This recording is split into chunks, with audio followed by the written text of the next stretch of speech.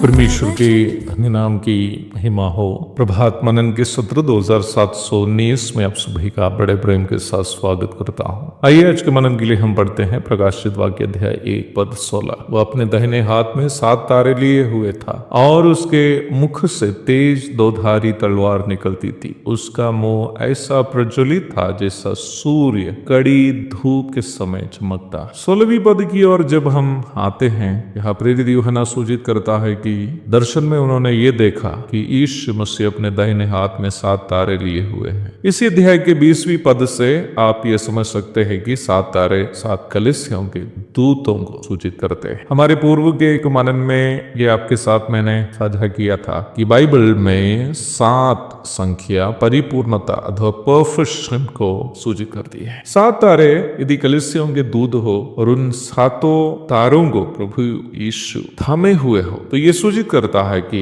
कलीसिया की परिपूर्णता यीशु मसीह है। 7 कलीसिया प्रत्येक स्थानीय कलीसियाओं को सूचित करते समय भी वचन ये सूचित करता है कि सभी स्थानीय कलीसिया यीशु मसीह में परिपूर्ण है, क्योंकि कलीसिया यीशु मसीह की आत्मिक देह है। कलीसिया की परिपूर्णता ये नहीं है कि संसार में कलीसिया कितनी धनी है या कितने कुलीन लोग इसमें सदस्य है या शैक्षिक रूप में ऊंचे स्तर के लोग कलीसिया के सदस्य है या नहीं, या कितने सुंदर लोगों की कलीसिया है आदि आदि। कलीसिया की परिपूर्णता तब होती है जब कलीसिया यीशु मसीह को दिखाने में सफल हो जाती है। प्रभु के हाथों में तारे ये सूचित करता है कि कलीसिया को नियंत्रण करने का और कलीसिया की अगुवाई करने की और वैसे ही कलीसिया को सुरक्षित रखने की जिम्मेदारी प्रभु की है। हम विश्वासियों को और अगुओं को केवल प्रभु के स्वभाव में अपने आप को बदलते रहने पर ध्यान देना चाहिए। प्रभु के समान बदलने की तीव्र इच्छा रखने वाली कलीसिया को सुरक्षित रखना प्रभु की जिम्मेदारी है। कल मैंने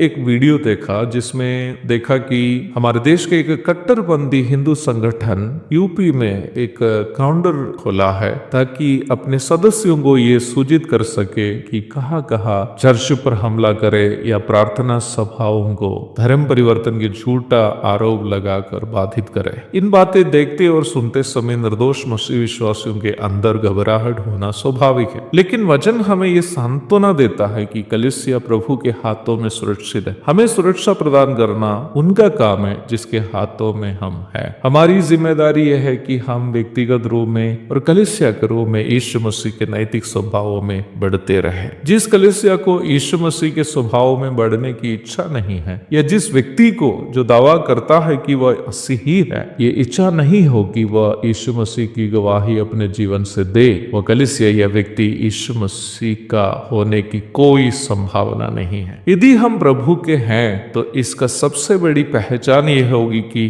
हम में प्रभु की परिपूर्णता की प्राप्ति करने की एक तीव्र इच्छा होगी। कलीसिया के प्रति प्रभु की इच्छा भी इसके अलावा कुछ और नहीं है। एक और शुभ दिन की धन्य कामनाओं के साथ आज का मनन मैं यहाँ समाप्त करता हूँ। प्रभु आप सबको आशीष दे।